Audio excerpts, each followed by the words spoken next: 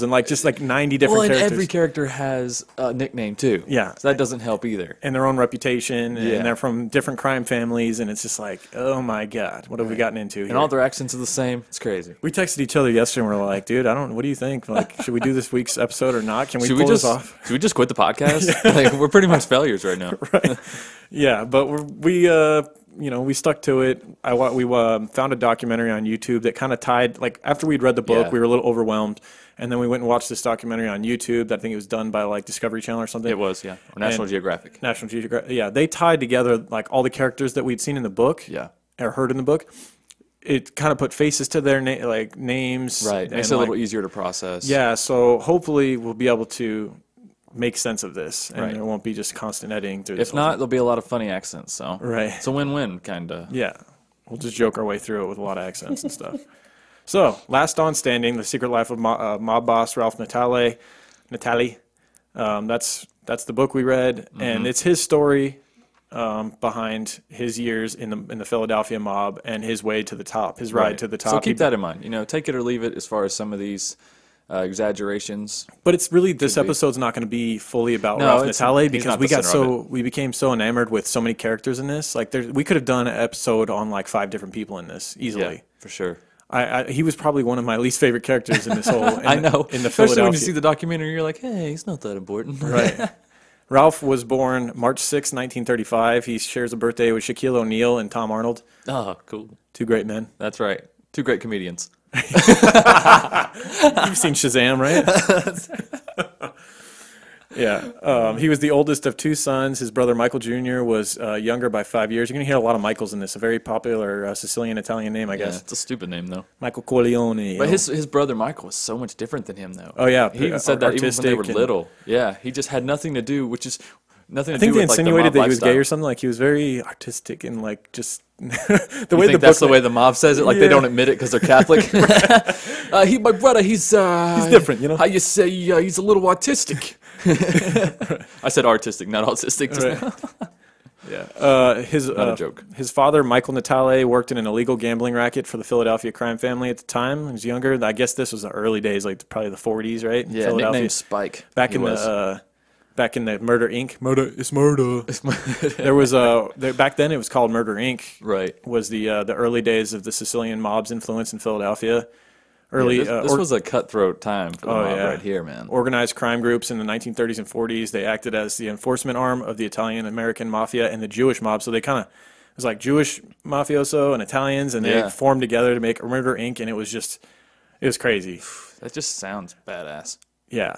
It was originally headed by Louis Lepke Buckhalter and later by Albert the Mad Hatter Anastasia, which is one guy that I wanted to do a case on so bad. Okay, maybe another day. No, I want to get extremely confused. Albert Anastasia. This is early before Ralph Natale. Okay, so we're going to get through this real quick, but it's just like this shit just fascinated me, and I was like, damn, why don't we just? These are like these times that Lauren's about to describe are like the times that are portrayed in movies. Yeah, like these are the mob times. Yeah, Tommy guns and just crazy pinstripe suits. Yeah, cigars hanging out the side. Look up Albert Anastasia though, man. Like his the way that he was killed, the mob hit on him was one of the most infamous ones. Like he's in a barber shop. Yeah, and like he was so hard to get.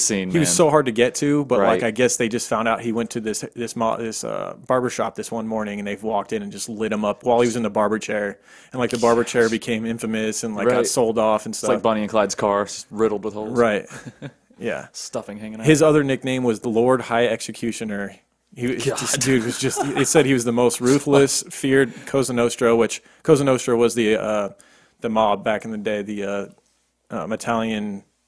Right. It's like Sicilian style mob. Yeah. What it means is so awesome in Italian. You know what it means, Cosa Nostra? No, I do not. Our thing means our thing. Our thing. It's so awesome. Wow, I thought it had something to do with killing. No, very very simple. It's our thing. Sometimes I relate the mob to killing people for some reason. Right. Stupid. Yeah. Stupid thing I do. So Albert Anastasia, I went down that rabbit hole. Murder Inc. These are the days that Ralph Natale's father was around for. Right. Ralph's growing up during these times, admiring these men. Yeah, and his dad is running around picking up envelopes, taking them from place to place, and things like that. His dad was like kind of a badass mailman for the mob. For the mob, right? But he wasn't a very big guy. He was, Ralph wasn't but like 5'6". I think his dad was around that height, but his dad was even thinner than he was. He weighed like 120 pounds. Yeah. Carried a .45 though. Oh yeah, pretty badass weapon of choice. Yeah, Ralph said that his dad's gun weighed more than he did. Right. When he shot it, he was like Will Smith on Men in Black shooting the cricket. Yeah, and the one bonding moment, because Ralph's father was very cold and detached. Right. He never got any love from his parents, who were originally immigrants from Sicily or from Italy over to his America. His would be Ralph's grandparents, his dad's parents. They died together when he was a young age. Yeah, the flu, like the late 1800s. There was a flu epidemic in Philadelphia. Yeah, Philadelphia just wiped everybody out. Man, wiped people out all over the Northeast, really. Right.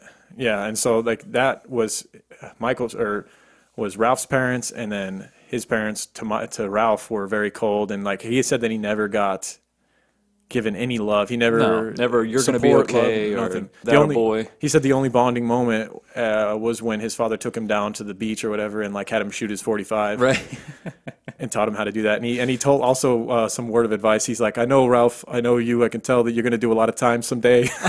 Remember that moment in the book where he's talking about how like the one piece of advice his dad gave him was about prison. He said, you got to forget about your family. You're gonna forget. If you don't, you're just going to die in there. Well, he said that he was just always about that life. Like he knew it from when he was a little kid. Yeah. He was going to be about. Oh, you want to talk about the time when he was 12 when he almost killed his dad?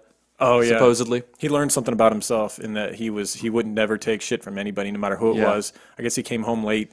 He had a curfew of 9 o'clock, and he came home late one day. And Ralph's dad confronted him about it and kicked him a certain way. He kicked him like the way it describes in the book. It says he kicks him with the inside of his foot.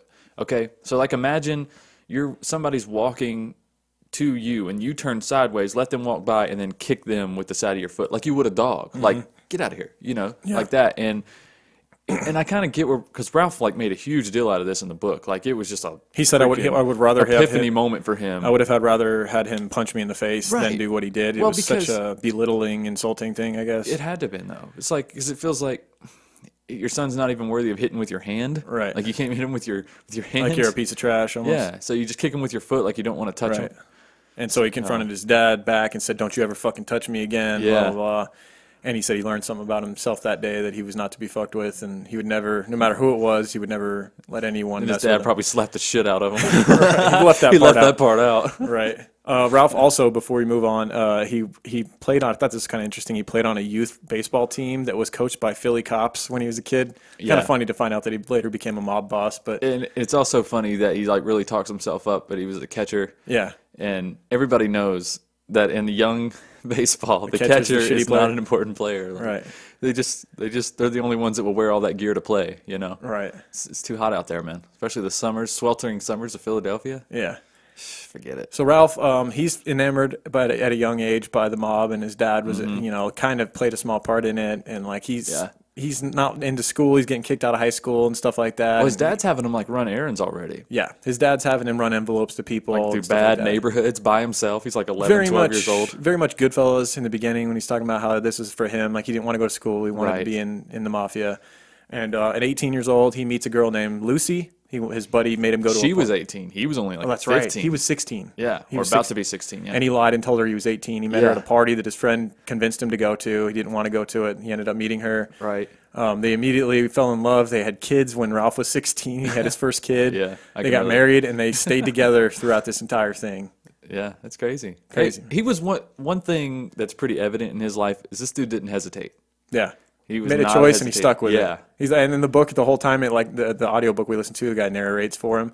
And he's like, what was I supposed to do? I had no choice. This was chosen for me. Yeah, this was chosen for me. What am I going to do? I got no skills. All I'm good is eating hoagies and whacking people. Right. But apparently he had a super high IQ too. Oh yeah, just crazy. He's like, I had IQ of like 130. I'm like, man, fuck you. He talks himself up a bit. It's his own book. He said history's written by the victors. He's the one that survived this whole thing to write a book about it. That's why he's the badass, quote unquote victor. Yeah, he just survived. Is all. That's right. Most everybody he was around during the time got whacked at some point or another, or was locked up forever and never seen again. That's right.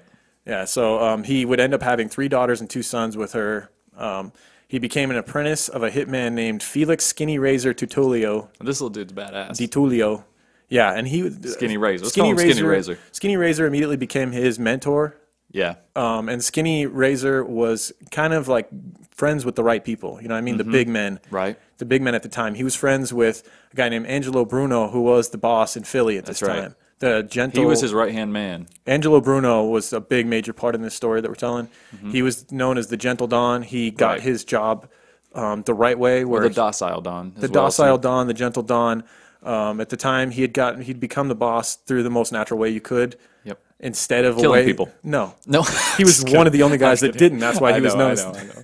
That's why he was known as the docile Don. I'm joking over here. I know. For once, he didn't kill anyone to get his job. The original mob boss had died, and he had done such a good job in the mob. He was known for respect and loyalty. And he did it the honest way: loan sharking, gambling, extortion. Like an honest man, hitting the right people. That's not killing everyone, but just the right guys. And I think that's why he liked Skinny Razor so much, because Skinny Razor was low profile, man. Yes, he was low, so he would get stuff done. Skinny Razor was also on the short list of guys when Bruno became boss. He was on the short list, but he actually refused it. He was at the time he was like running a bar, and he, like you said, liked to keep a low profile. He did, and he became the mentor to Ralph Natale, Natale, and showed him the way. And he actually got him in with Bruno. Right. Apparently, everybody, according to Natale, everybody took to Natale like he was some kind of charismatic person. Apparently, because like he portrays it as he didn't want no father figure, but these guys like had some sort of affectionate feelings towards him as far as that goes. Like they cared about him, I guess. Right. They cared about his well-being. Yeah. Whether that was true or not, or maybe they just saw that he had makings of a killer, so they're like, let's get him on our side. Either way, I don't know. Yeah, Natale in his book, he's like, he literally has moments where he's like, I never cared what anyone thought about me, blah, blah, blah. It's like, you care what these people think about you. That's why you're doing this. Yeah. You know what I mean? Well, everybody cares what somebody thinks. Maybe not like certain people, but right. There's someone that you care what they think. There's a great line from the book that really stuck out to me, because I listened to the first part again twice, his early childhood and stuff. And when he's riding in the car with Skinny, and Skinny's like, man, he's like, you really don't care what anybody thinks about you, do you? And he's like, you. As long as you like me. Right. And it's like just the way it was said. It was just like, I don't know if it was maybe the narrator portrayed it, but I felt like he's got kind of a little bit of a bitch in him too. Like he wants to kiss ass to get where he needs to be too. Yeah. He's nobody special. Now Skinny Razor, he has that name for a reason. I feel like we have to mention that. Skinny Razor was a badass. He was known... Carried a katana, actually. Yeah, no. Just a Skinny Razor in his pocket. That's right. And he's pocket. Skinny Razor. What is that? I don't know, man. Hey, like the one New York case I was hoping you wouldn't catch it. Fucking change up the accent. I was hoping you wouldn't catch the one case. Let's just do British accents. Let's just fuck everybody up. All right. They're like, finally, a New York case. All right. Or close to New York case. Yeah, we're going to go Australian now. No, Skinny Razor, he had a razor in his pocket, and he was known for slashing people up if it came down to it. He was mob boss friends with Angelo Bruno, and also he was in with the Gambino family as well. Carlo Gambino. Right. They were the New York. Bruno and Gambino, like obviously Gambino was the boss of the New York family at the time. Yep. And it was actually a really peaceful time because the main bosses in New York and Philly got along, which, there's no infighting going on. They were working together. The two guys were gentle at the time, and I don't know how gentle. I'm pretty sure Gambino got his way to the top by killing the right people, whereas probably a little different than Bruno, but at least they were getting along at the time. Bruno's reign from 59 to 80 and was like the most powerful period, or the most peaceful period. Right. Well, they say Bruno copied more of the actual Sicilian culture regarding the mob. Like he actually had those traditional values that most mobsters say they have.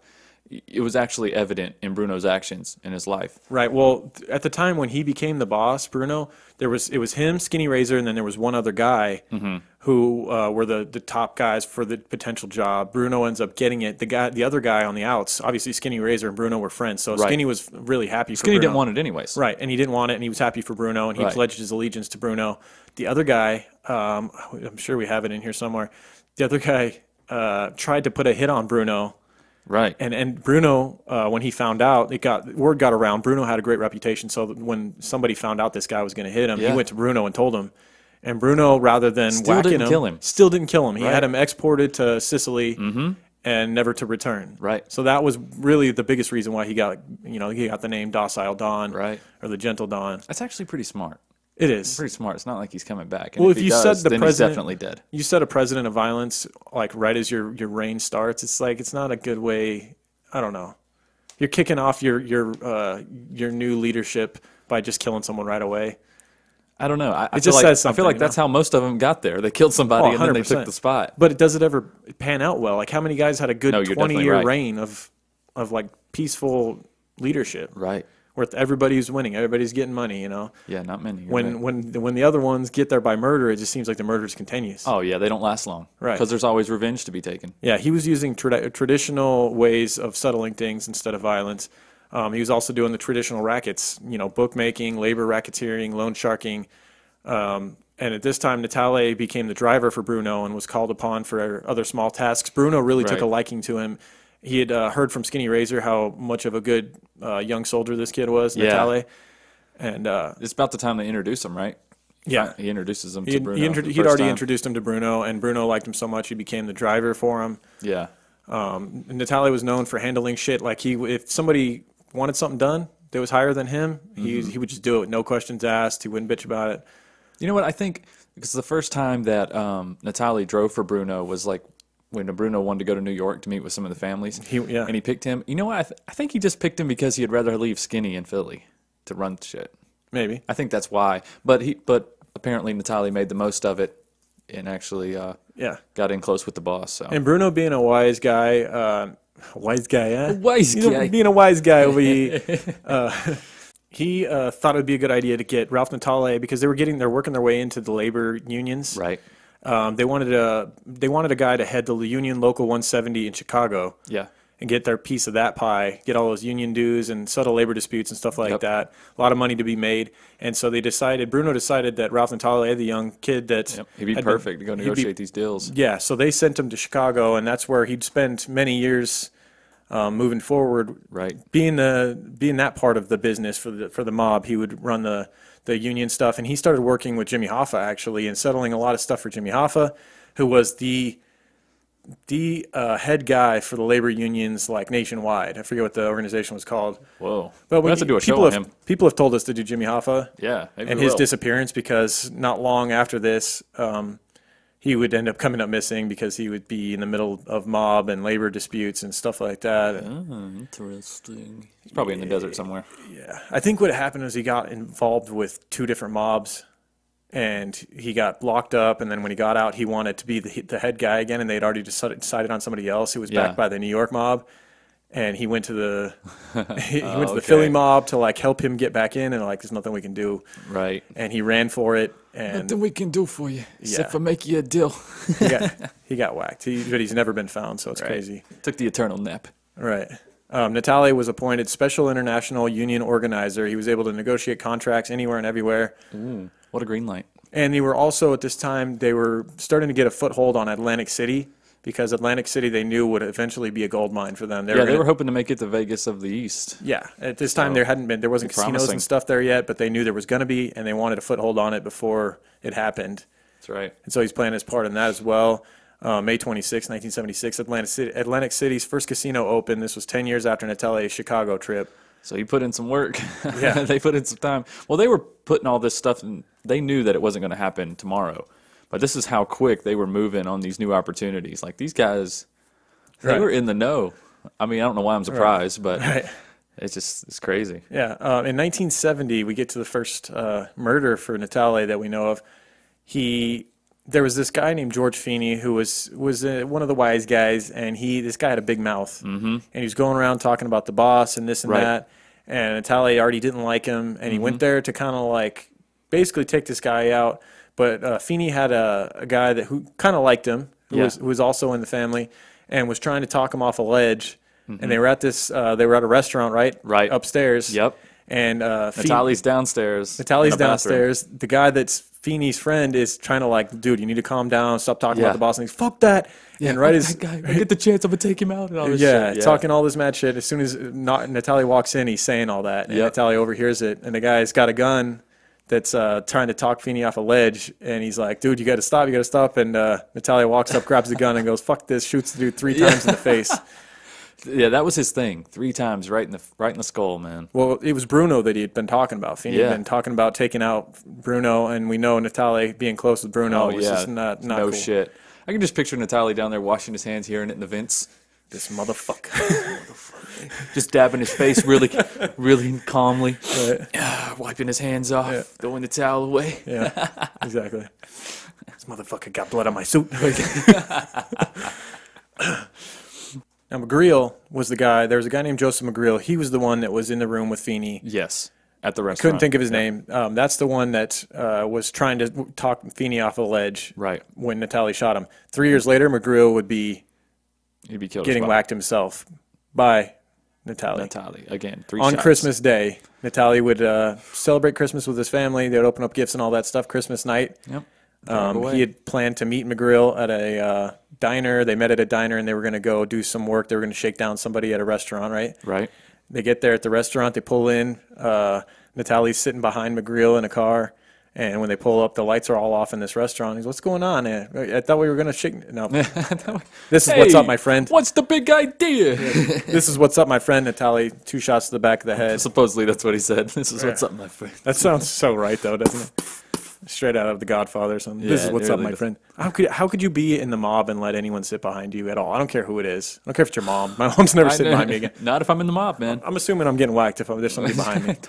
Nobody behind me. You just literally slide along walls for the rest of your life. Right. You just never...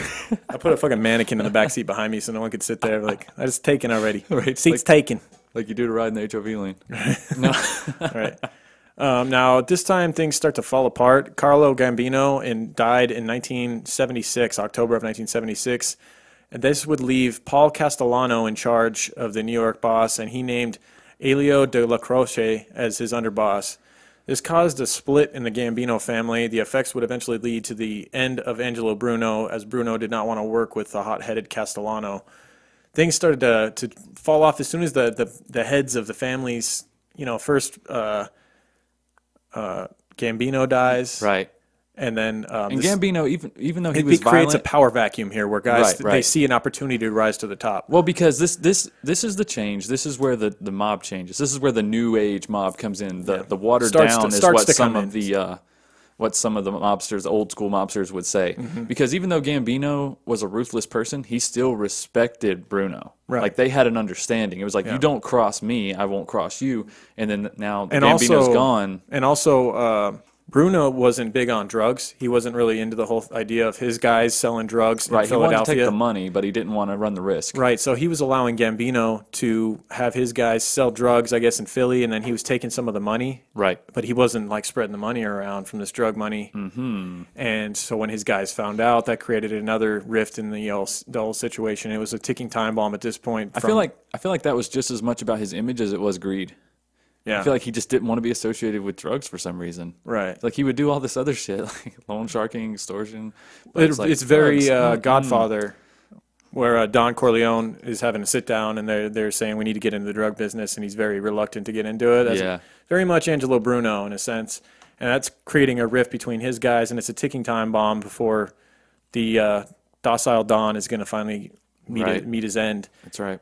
And so that's what ends up happening. First, though, in 1979, Natale is convicted of firebombing a furniture store and an insurance fraud scheme. So a guy came to him. He's doing well at this time. Natale's making a lot of money, right? And he sees a possible big investment where a guy comes to him and says, "Look, I can get this furniture cheap, exported, and then I'm going to mark it up and sell it at a high price. I just need someone to invest in it. Right. I need $500K or whatever it was at the time." Natale's balling. He's like, "All right, I'll invest, but you better pay me, and these are the payments you're going to have to pay me every month." Yada yada. Yep. But then the guy doesn't pay. Of course, the guy doesn't pay. Fuck you, pay me. Yeah. And so he decides, I'm burning this thing down, a la Goodfellas. Right. Well, he talks to him about the insurance plan and all that, and sees what. Yeah. Supposedly the guy's in on it. But Natale is, I think he's pretty lenient as far as this goes. Right. Because it's from his past, I thought he would just whack this guy. But then again, they can't pay you if they're gone. Exactly, a la Ron Previty. We'll get to that guy. The whole outlook is, look, if a guy's dead, he can't pay you back. But if you threaten him and scare him enough, he'll pay up eventually, and that's more valuable than a dead guy. So. Yeah, or just burn the place down and get the money yourself. Unfortunately, this guy was kind of a pussy, because when it came to the insurance policy, they burned it down, and when the insurance... He basically got shook down by an insurance agent. Not even shows a cop. Up and goes, "Are you sure that's how it went down?" He goes, "No, I'm working with the mob. I'm working with the mob." Oh, so Natalie would end up getting sentenced to 12 years in prison because of this guy over this furniture store burned down. Should have killed that motherfucker. Exactly. A year later, he would end up being convicted on drug trafficking charges and sentenced to 15 years. Because initially on the 12 years sentence, he made bail and he was waiting trial. Right. And then the drug trafficking charges basically they went at him with an informant, tried to sell drugs or whatever to him because they knew he was already in down shit creek without a paddle. Right. With the whole furniture thing. So they're like, all right, let's get him again. Right. And then we can really throw the book at him and maybe he'll turn and flip and work for us. Yeah. So after the drug trafficking charges, he would end up being sentenced to 15 years. They were hoping to have it reduced if he would work with become an informant for them, but he refused. Just kept refusing. So a guy that would end up being named King Rat, Ralph Natale, at this time, he just took his time and he didn't say anything. You think if he'd have known his future, he would have just gave up then? Right. That would have been so much easier. Exactly.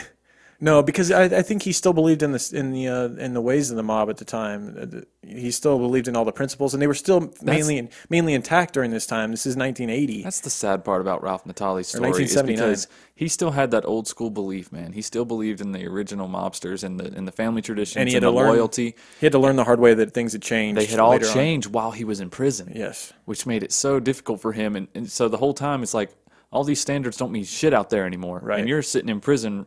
Taking the blame for people who won't stick up for you on the outside anymore because all your friends are dead. Yep. And so he gets sentenced in 1979, I believe, 15 years. And while he's in there, Angelo Bruno was murdered in 1980 as a result of territorial disputes with the Genovese family. So I think that whole money thing, a lot of stuff's going on. Things are changing. Bruno's old ways were not really fitting into the new mob mentality, and some people conspired against him. And his driver pulled up in front of Angelo Bruno's house. He was beloved by the whole neighborhood. His neighbors all loved him. There's interviews with them after his murder. They're all going, he was the nicest man, best neighbor. Right, because this is not a man who was like a celebrity mobster. He did not care about any of that. He didn't ride around in flashy cars. He was like a grandfather. Like he's an older looking guy, and he's just a gentle Don.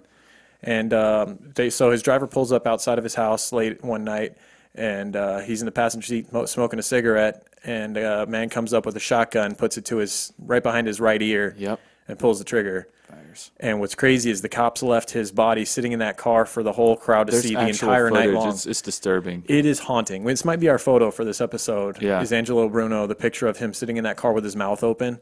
It's haunting, dude. It's basically, I'll see that in my nightmares. Right behind the right ear, and just shot out, basically out through the mouth. But his jaw is left wide open, and his eyes are open, and he's just staring like out the window, and it's just so beyond creepy. It's haunting. It looks fake. And that destroyed Natale in prison when he heard about that. Yes. They're like, not only did they kill him, but they left his body out as a trophy almost, like a sideshow. Yeah, in the middle of the street. Yeah, just leaving him there. Yeah. But what about the driver, right? Yeah, the driver would end up later. It was a guy named John Stanfa who would later end up getting the top job. So keep that in mind. He would end up being, if he wasn't in on it, he would have been dead too. Right. Easily. I mean, why not? Right. They would find out the heads of the crime families in New York would find out that this hit was done by a guy named Anthony Tony Bananas. Oh, Tony Bananas. Caponegro. Right. So Tony Bananas was behind this whole scheme. He was one of the underlings during Bruno's regime. Right. And he basically wanted a part of the power. And of course, why not? I mean, it's up for the taking now, right? Yeah. Everybody's whacking everybody. Right. And so basically what happened was Tony Bananas, before he had hit Angelo Bruno, had gone to members of the Genovese family, who we did an episode on Kitty Genovese, totally unrelated, just similar names because they're both Italian. And that's probably why people thought she was connected to the mob. Yeah, so Tony Bananas had gone to members of the Genovese family, and they both had invested interests in Angelo Bruno's demise. And he went to them and said, I'm thinking on a silent meeting, little quiet meeting, because you have to be careful who you talk about these things to, obviously, or you'll be the one getting hit. He kind of went to somebody in the Genovese family and said, look, I'm thinking about hitting Angelo Bruno. And they go, do what you got to do. Right. And so he took that as consent from the families to go ahead and do it, and that's what you need in this time to hit a made man, or especially a boss. Because those families were for it because Stanfa would push their agenda in Philadelphia as well. So Stanfa they were all for it, right? Yeah, so Tony Bananas does the hit, and then afterwards, when the families find out Tony Bananas did it, they send word for him to come to New York. Now he's thinking he's going to be promoted now. This is his big opportunity. Tony Bananas goes to New York. He's all excited. I'm going to become maid, and it's very Goodfellas. Like he walks in, and basically they say, "Look, you did a hit without consent from the families." What was they actually have like a committee? Yeah, the crime, like the it's all the top bosses in New York. There's 5 families, but if all the bosses don't agree on a hit of another boss, then you can't. Right, and he got like a fucking wink from one person. From one boss, yeah. Yeah, and so he ends up in the trunk of a car with $100 bills stuffed in his mouth and his butt. Yep. With bills sprinkled about outside the car, leading to the trunk of the car where the police found him. Right. And he was basically, I guess it took them a month to recognize him. They had beaten him so bad. Yeah, he tortured him. They didn't shoot him or cut him. I think they did. They shot him, stabbed him, and beat him up. But I think they probably just shot him at the end. Yeah, I think all this torture went on first. I mean, man, gagged with $100 bills and shit. Yeah, Tony Bananas. I think he deserved it though. Fuck that guy. Yeah, the name. What a stupid name too. You see footage of him. He looked like such a Tony Bananas creep. Tony. he looked like the Penguin in Batman, played by Danny DeVito. Oh, gee. I would love to see a mob movie with Danny DeVito. Right, and so with the death of Angelo Bruno sparks the bloodiest time in Philadelphia mob history, where it's just like this 6 to 8 year period of just everybody's getting whacked, everybody's trying to move up by killing people. Now, immediately after Bruno's death, we get his underboss, Philip Charles Testa, known as the Chicken Man, or the Julius Caesar of the Philadelphia mob. He was named the boss. Didn't last very long though. He lasted about a year. He wasn't really made up for the job, at least from what Ralph Natale said. He was just it just wasn't fitting of him. Well, they wanted Skinny to take it, Skinny Razor, but he didn't want it again. Yeah. So about a year after Bruno's death, with Testa at the helm, he ends up getting whacked by his own underboss. How ironic. Yeah. And it's crazy the way that they did it. They tried to make it look like it was a Union hit. Right. Because they used a bomb, and I guess the Union they used a nail bomb. Yeah, they used 13 sticks of dynamite with finishing nails in a box they put on his porch, and when he arrived home one night, they set it off as he was walking in, and it just blew his house apart. It blew like the whole front wall out of his house. Yeah, I guess his front door was launched like 30 feet through the house. It's crazy. You can see like YouTube footage of like the aftermath and the neighbors talking about it. This one guy's crazy. Like, yeah, it launched me right out of bed. Launched me right out of bed, man. Right. Yeah, so I'm up. I might as well get a cheesesteak. Yeah. Now, with Testa being down, it was his underboss Pete Casella that orchestrated it. This would lead to the worst mob boss being put in place that you could imagine. That's right. Nicodermo Scarfo, known as Little Nicky. Little Nicky. And hit him in the face with a shovel. He looks the part. He looks like your standard creepy mob boss. Oh man, he's like Joe Pesci and Goodfellas. Got that face, man. He does. He's got the "don't fuck with me" face. But if you talk to you hear Ralph Natale's outlook on it, and you hear the way that supposedly old Bruno felt about him. Yeah. Like the people in the know that had been around, they go, dude, that guy can never become a boss. He's too unstable. He's too like much of a nutcase. Like he would go off the handle and kill people. He was in a good way passionate. Yeah, he needed leadership over him to tell him, no, Nicky, you can't do that. Yeah. And now that he's in power, anybody that looks at him wrong, fuck him. Yeah, it's done. This sparked about a 4-year period with him at the helm, where like 30 mobsters were killed. Yeah, it was a bloody time. A lot of them being carried out. A lot of these killings being carried out by Testa's son, who had been just recently blown up. Salvatore Salvi Testa was he was my favorite character in this in the whole Philly mob scene through the 80s. But he started blowing up a little too fast. He started getting a little too good at his job. Yeah, so Little Nicky Scarfo is having Salvi Testa, who's just a big, intimidating guy. He was the son of the He was known as the Prince. He was supposed to take over when his father Testa someday died, but they didn't think it was going to be a year later. That's right. And Scarfo was pushed into the position. Scarfo is using Testa as his hitman, and he's very good at it. Very good at it. Very charismatic. People loved him. Yeah. Yeah, and he was a big guy, too. Big guy. Very intimidating. And the first order of business is, like, the heads of the families all ordered whoever was involved in the Testa bombing, Salvi's dad, to be whacked. And, of course, you know, young Salvi's just loving that idea. Oh, man. And so he's strategically whacking everybody out. On the year anniversary of his father's bombing, he, like, hits one of the guys that remained. I think it was the actual underboss that was orchestrated it. Yeah, Casella. He hits him on the year of his anniversary of his father's death. Wow. Yeah, and as you kind of alluded to, Salvi's getting a little bit too big, and I don't think Scarfo, his ego doesn't like it. He's handling it fine, but it's Scarfo. Yeah, Scarfo's like, wait a minute, this dude might take my throne before I'm ready. Right. Because he's enjoying the power and the rush. That and the thing about Salvi is he was raised in the whole mob scene. His dad became a boss, but ever since he was a kid, he loved the whole the principles of the way that things worked, and he sounded a lot like Natali as far as his childhood. Like he just had a knack for it at a young age. Yeah, and so with Scarfo being the boss, he was anything Scarfo needed. He would carry his bags, all this stuff. Right. And Salvi just was the ideal young candidate to someday take over the family. And I think that scared Scarfo a bit. And that's when the beginning of the end would start to happen. And Salvi was not an easy guy to hit either. They took him a while, Scarfo a while with his guys of planning to finally get Salvi. Yeah, there's a couple hits, like he took a couple bullets in the leg or something like that, and he got away. Well, the way they finally got Salvi Testa was they used his best friend, and they lured him to a candy store.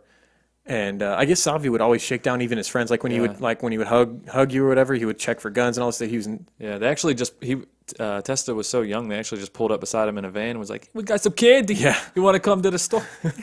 He was like, "Oh, gee, I do." Right. No. They lured him to a candy store where they had a gun hidden in a couch, and shot him in the head from behind. Then they rolled him up in a rug and threw him off the side of the highway. Yeah. Now the end for Scarfo would be the FBI. One of his guys went to a construction site. There was a big building being done, and they tried to shake him down and get him to give him $1 million for protection and all this stuff.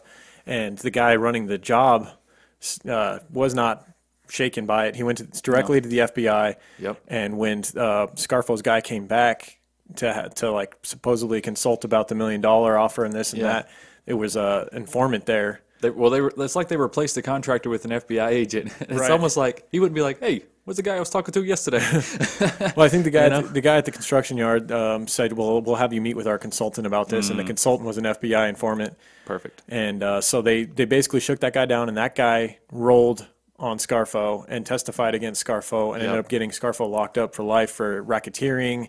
He told them about everything that was going on. They got Scarfo for murder. They got him for all kinds of shit. He gave up Scarfo for everything, but actually saved Scarfo's life, though. He would have been killed. Oh, for sure. The way things were going, the other families would have had life in prison is the only way he lives a full life. Right. He's the type of guy that, like we said, if you looked at Scarfo the wrong way, he walked into a club one night and he just didn't like you, you were done. Mm-hmm. And that just too many people hated him. Right. Yeah, and so that creates another power vacuum. Scarfo's long, terrifying reign of whatever it was, 6 years or whatever. Yep. Would come to an end with him being locked up. In comes a young upstart named Joey Merlina, who is 33 years old. There's footage of him playing baseball out there. There's footage of him everywhere because the kid he just loved the limelight. He was more of your John Gotti type. Right. He had his crew that were trying to take over in this void that was missing from Scarfo and Bruno and all of the big main bosses being gone. This is a new era that was dawning. Right. Imagine if Jersey Shore joined the mob. Yes, that's these guys. Very much. He looks just like Christopher from The Sopranos. He's running around with the fancy glasses and like riding motorcycles and pulling up in Mercedes Benzes and he's the media loves him. He loves the media. He's pretending to be this nice guy. He's doing charity events. Oh yeah, handing out turkeys for kids and stuff. The Pablo Escobar of the mobsters for sure. Right. And now Merlina's doing things differently. He's the new school. He's more brazen. Right. Like we said, he likes the media, but he's also kind of self-proclaimed boss right now. Like he has no real backing from anywhere, other than the people in Philadelphia. And what I mean by doing things differently is like he's flashy in that he gets busted for robbing an armored car for $350,000, right, and gets locked up in '89. And now he gets thrown in prison, and then guess who he ends up becoming cellmates with? Natalie. Natalie. Hey, him and Natalie, my brother, get locked up together. And during this void, while he's gone, the New York families, they send out John Stanfa, who was in the car with Bruno. When the night Bruno was killed, he was driving Bruno, and he definitely played a part in Bruno being killed. He was working with him. He would be dead too. Right, absolutely. He got shot in the arm, but it's understood that the Genoveses and Stanfa, they worked together to have Bruno whacked. Right. And now the New Yorkers, they get their guy over in Philly, and he becomes named the new Philly boss. Right, and now they can operate in Atlantic City too. Yeah, and so. But there's some conspiracy going on. There's some conspiring going on in prison between our guy Ralph Natale and young skinny Joey Merlino are in prison together. And Natale has more of an understanding of the old school way of running the mob. He knows how Stanfa and the New York guys do it. Right. He's old school Sicily. They're all bilingual. Joey Merlina and his crew are all young guys. They're American born, and so Natale is helping Merlina tell his guys on the outside what to do as far as overthrowing Stanfa. Right, because Natale he feels like they have to take back Philadelphia. Yes. He feels like New York has taken them over. He's wanted to whack Stanfa. He's lost everything. He's wanted to whack Stanfa since he heard that Bruno got hit, because he blamed Stanfa partially for that going down, and he can't wait to get out of prison. He's Well, he came to the same conclusion we did. If Stanfa's in the car, these two guys are outside with shotguns. Why was he not killed too? Right. It just doesn't make sense. So Natale is planning on he's planning on becoming the boss when he gets out of prison. Oh yeah. And he's going to have Merlina help him get there. By in his mind, he's already running things. Right.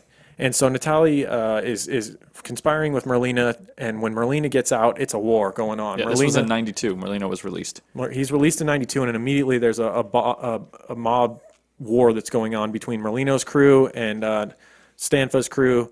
And in '93, at the height of the second mob war, Merlino had survived more than a dozen attempts on his life. There's hits going back and forth. Right. There's two brothers involved. Yeah. There was what was their? I can't remember their name. Anyway, there's a brother in the Merlino. I don't think we need any more names anyway. It doesn't matter. Right. Basically, there's a brother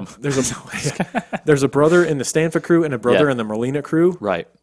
And they actually did hits on each other. One ends up dead the second time they hit each other. Right. Who better to hit that guy than his own brother? You know. And Merlina ends up really jacked up. He ends up with a stroller and stuff at one point because he gets hit so bad. Yeah. The war's just going crazy. It's bold. This war is. It's in the streets. It's not, hey, come to the dimly lit diner with me and I shoot you in the back room. It's not that. All them rules are thrown out the window at this point. Yeah. There's one point where Merlina. He has his guys on the highway try to take a hit at Stanfa. Stanfa's getting driven. He's on the highway. His driver's driving along, and he sees a van come up behind him. A creep van. Yeah.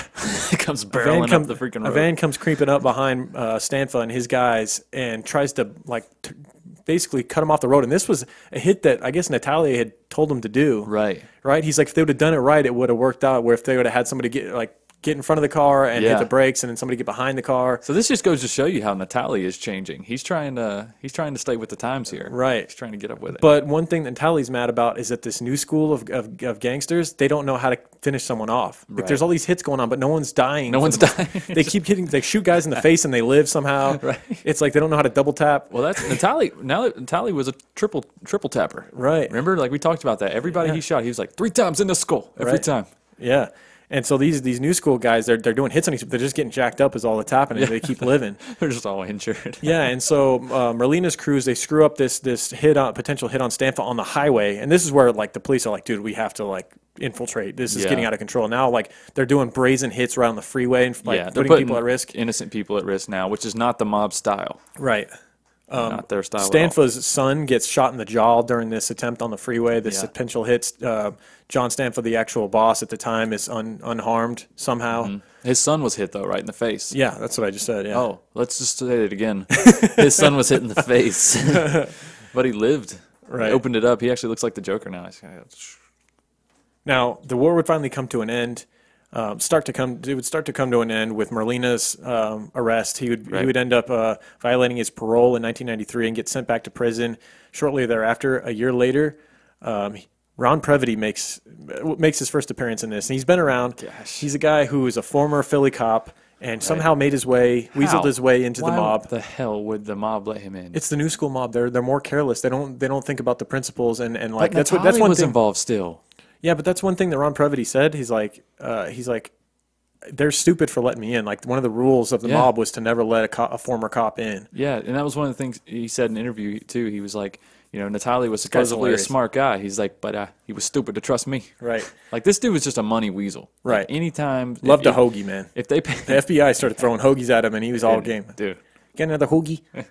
So yeah, Ron Previty, he's done a lot of interviews since. He's one of the few people that's still alive from these days that's not under witness protection. Well, like he doesn't care. He's just like he doesn't want it. Dude does not care. Thinks he's a badass. I think that's why they let him in, because he just seemed like such a no bullshit guy.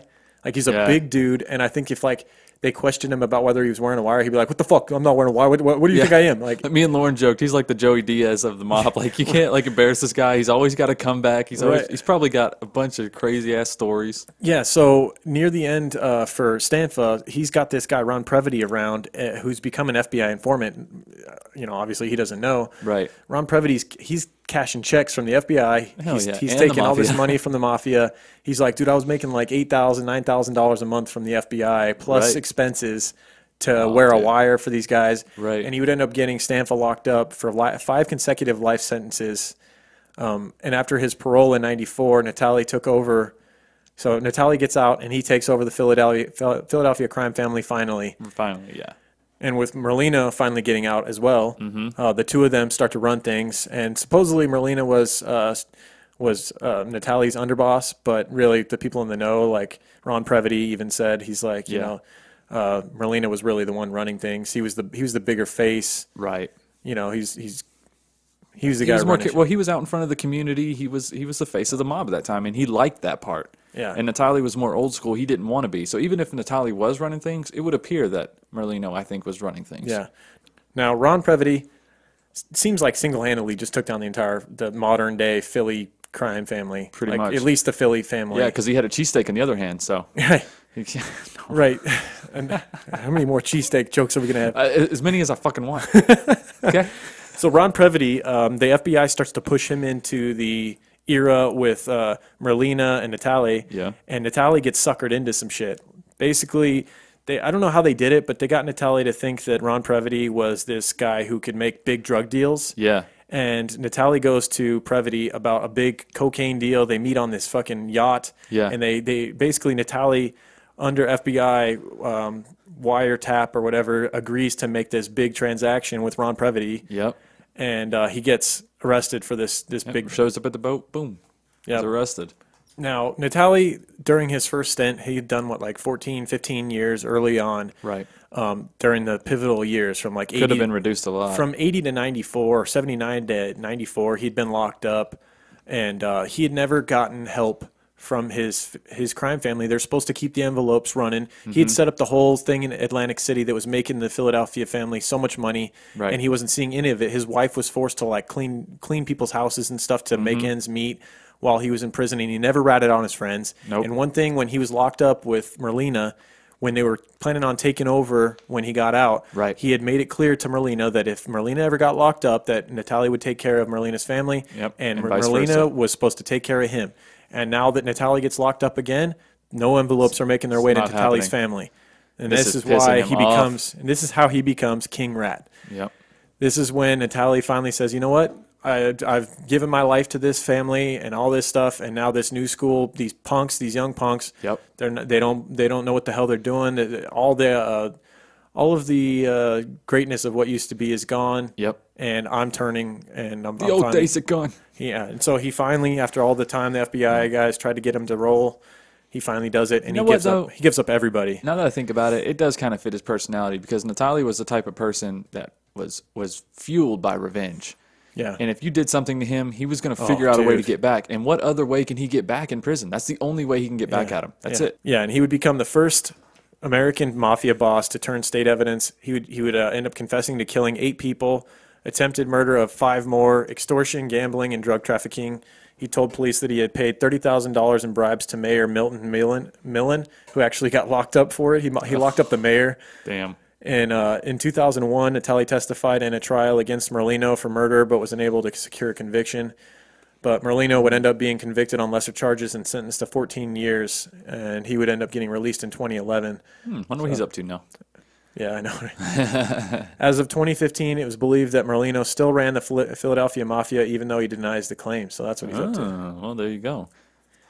He's set to go to trial in January of 2018 on new charges of illegal business arrangement with New York organized crime figures. Holy shit. So early next year, he's going to trial. Yeah. That just makes us so real. It's like, oh shit, this story is still going on. Right. Like we live amongst them. Like if you're in traffic right now and there's a creep van pulling up behind you, it might not be a serial killer. It might just be the mob trying to put a hit on you.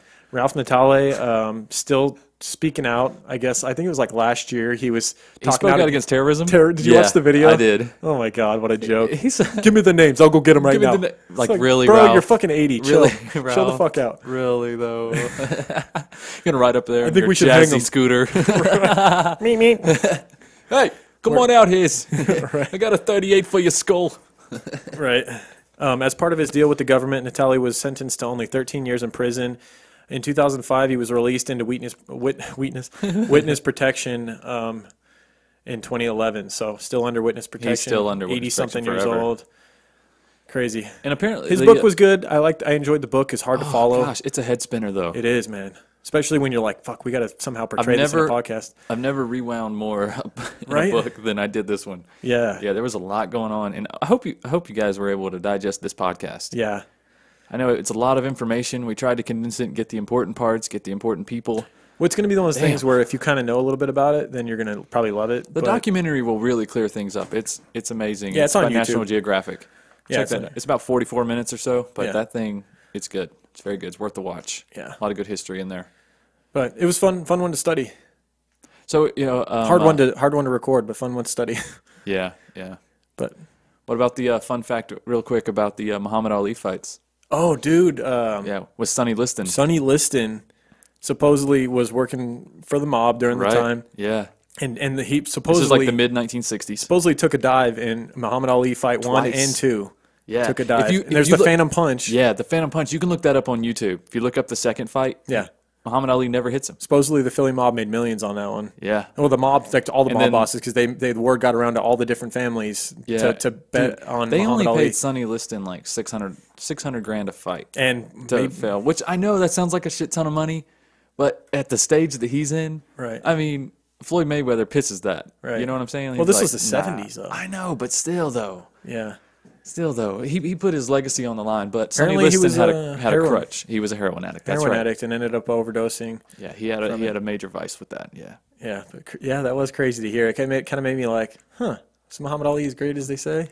I know, right? Because Liston was a fucking killer. Apparently, Liston was a beast. Yeah, he had the build of like Mike Tyson. Like he could, and the power. Yeah, he had power. He actually laid a couple good jabs on Muhammad Ali before he took the fall. Right. So. Who knows, man? Who knows? Little suspect. I hate to... It's hard to believe they would make that up.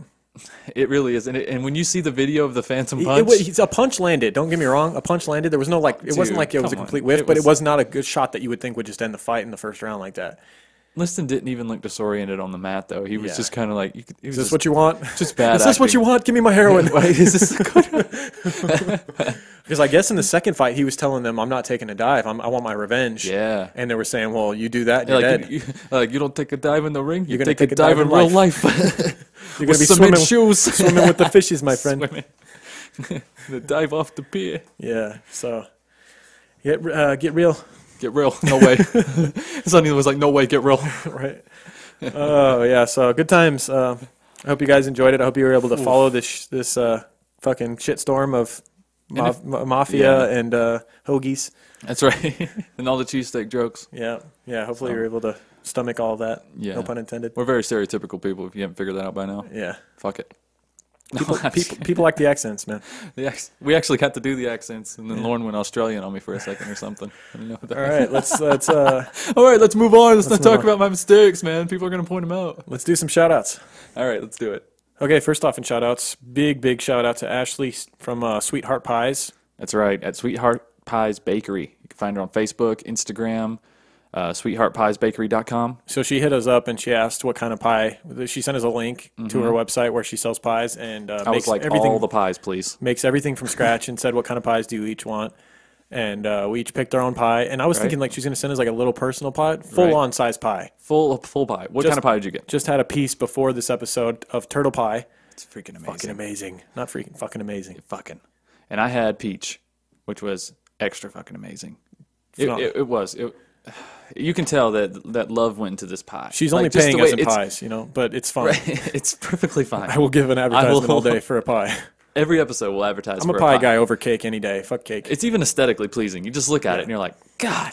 Right? Do I even want to cut this? Yes, I do, because it's fucking amazing. The love that went into it. Yeah. This podcast, fed by pies. It's sponsored by pies. Sponsored by pies. Sweetheart Pies. So but, yeah, sweetheartpiesbakery.com. Check it out. Go buy something. Quick turnaround, too. She freaking got those pies out in a hurry. Right? We got them today. Oh, well, no, you've had them for, a day or so? Yeah, I was eating all the rest of You son of a... No. Definitely a big shout out to Alexis Tucker, who sent us a package she's from Germany. Yeah. And it cost her husband's stationed in Germany. It cost her $7 to send us... She's not from Germany. She's from Georgia. Send us some German candy. So we've got Kinder Happy Hippo Cocoa... their little hippo. Let's break one open. Chocolate. Yeah, let's see what these things are about. It's funny because she sent us also these gummy bear things, and Lauren was like, "These aren't German." Then he starts reading the package, just like Herbal Maxkinder from in the Überschwingen. Yeah, these aren't German. What the fuck? All right. Here you go. Have a happy hippo. All right. Happy hippo. Let's break these bad boys open. Yeah. So I've never seen this before, so I'm gonna try this new candy for Halloween season. Go for it. How is it? Oh my god. You hate it. No, it's fucking great. Chocolate inside. Oh. That is good. It's like... Dude, that's great. That's so good. It's like, you remember those, those Keebler Elf cookies? Mm-hmm. It tastes like those, but way better texture. Sorry you guys have to hear us eat. I know. You're probably so hungry right now. Dude. Oh, yeah. Good call, Alexis. Mm-hmm. This is right up my alley. We are hungry hippos. That's right. Okay. Who else are we shouting out? iTunes reviews. iTunes reviews. Thank you guys for rating and review on iTunes. You probably get a bad one for eating on microphone. Whatever. I don't care. Since last week, we got a review from Jules S. Vegas, a local. Hell yeah. Says, we're freaking hilarious. Thank you so much. Carpe Cupcakes gave us a 5-star rating and wrote a nice review. Thank you. First review ever from Jackie Jean. That's pretty cool. Says this is the first review I've ever given for a podcast, but she had to, so thank you, Jackie. That's awesome. Oh, she was also recommended from our buddy Justin. Oh, big shout out to Justin. Yeah, big shout out to Justin for spreading the word and listening to the episodes and all that good shit. Thank you to Love True Crime, who wrote a 5-star review, said super fantabulous. Thank you. And Sam9979 said we're up there with True Crime Garage. That's what's up. Sam, we did not deserve that review, man. We appreciate that. Sam is also our #1 heckler, in case you guys don't know. But it's all in love, But it's all in good love, obviously, because he left us one of the best reviews we've ever had. So, Sam, you are back on the good list. Right. You're no longer on the shit list. That's all it takes. No more cunty tweets, bro. That's right. No, keep them coming. It's fine. Anything we got wrong this week? I can't think of it. We usually never get anything wrong, so... Yeah, dude, after this mob one, we're going to have a list next week after this mob one. Oh, yeah? You think so? If there's any mob aficionados, we're fucked. No, I don't think so. No, we did a pretty good job. Yeah, we did okay. Well, if they look at the same things we did, then they won't be able to. Right. Yeah, a lot of Guidos out there, a lot of meatheads that are like, no, I had a bigger pot in this, so it depends on who you study. Yeah, Joey Bananas was around a little longer than that. Right. Yeah, I don't know. Yeah. They all have. It was all about Joey Plantain. What are you talking about? Right, Joey Plantain. Hey, I don't know, Joey Mangos was on this scene. Right. So, yeah, truecrimeguys.com. We still got stickers. You guys want to go on there and donate a couple bucks? We'll send you some stickers. Hit up Patreon. Do you want to give away a little secret? Let's do it. Let's do it. Okay, next week for Halloween season, we're thinking about releasing a Patreon episode. Now, patrons, don't get mad at us. We're releasing one only episode, and we still got a bunch on there. Yeah. And the next one we do is only going to be for you Patreon people. Right. But we're going to release our Slender Man episode from Patreon next week. And basically, it's going to help buy me a little bit of time. Give me and Lauren a week off because I got some family coming in from out of state, so. Holiday season, for Halloween or whatever. And everybody, all the normal listeners who aren't patrons that didn't get to hear the Slender Man one, it'll be perfect for Halloween. Right. And Michael's been dying to release one Patreon episode. Just one. This is it, man. I just want to let him hear what it's about. We got to feed him the cracks so keep him coming, you know? Right. Give you a little taste, man. A little taste. That blue meth. That's right.